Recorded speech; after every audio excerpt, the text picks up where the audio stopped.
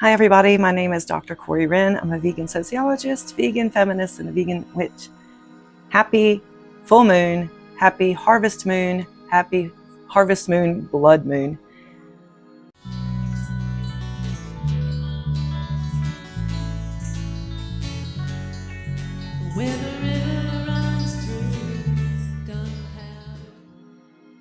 This is just a quick video to check in and remind you that we are still turning, baby, and to look up wherever you are and see if you can find the moon. If you can't, if it's daylight, check Google Sky, see where the moon is.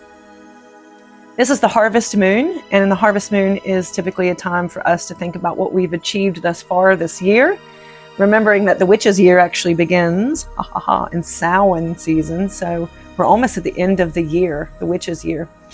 So this is a time to think about all the amazing things we've achieved this year, and also what's to harvest, and then getting ready and thinking about, well, what are we going to be working on when the witch's new year comes around, October 31st.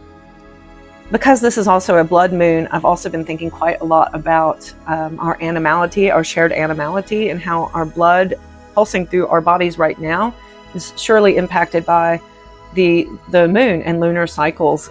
For instance, a lot of people who menstruate are linked up to the moon cycles. I know I sure am, and I have been for a very long time. And also, if you have ever seen the tarot card, you'll notice that historically we've thought about the moon as creating what we call lunacy, which is derided now as quite ableist. But the idea was that people were kind of drawn by the shadow light of the moon, and it made us go a little bit wild. And so in the tarot imagery, you see the impact on the natural world, and it's also harkening on the mysterious depths, the intuitive sea, the little lobster guy coming out of there. So I think that the full moon is also a great time for us to be thinking about the shared animality we have with other species, and how the moon actually physically impacts us. Whether or not you menstruate, if you have blood flowing through your system, it's likely that the moon is having some kind of effect on us, right? If you want to learn more about that, I've talked about it in my ritual for the blood moon on Patreon. You can go check it out there. I think you can get like a free trial period. You can take a peek and see if it's the kind of thing you're into. And in the meantime, comment below and let me know how your full moon weekend went, and what are you harvesting this year. This right here is what I'm harvesting, y'all. I just had my witchcraft book come out a couple of weeks ago, just super exciting. And I've been planning to do this for months and months and months, really a year. I was like, I need to just do it, bite the bullet and do it. I need to create the YouTube channel so I can show what I'm talking about, not just in theory, but actually showing it in practice.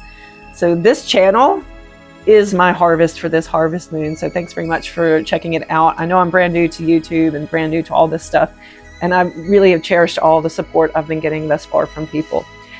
In the future, I will continue to check in on the full moon, maybe even the dark moon, and when the Sabbats come along, I'll definitely be posting videos for that. But if you'd like to join me in a more private ritual where I engage these topics in more detail, create the circle, clear the space, and all that good stuff, do check out my Patreon account. I'd be very happy to have you there, but I'm not putting that on YouTube. This is our private stuff. You got to keep the magic locked in and secret so it maintains its power. So yeah, happy harvest moon, happy blood moon. Let this be your reminder to think about where you are in relation to the moon, and how the moon has impacted you and what you have to harvest for this year.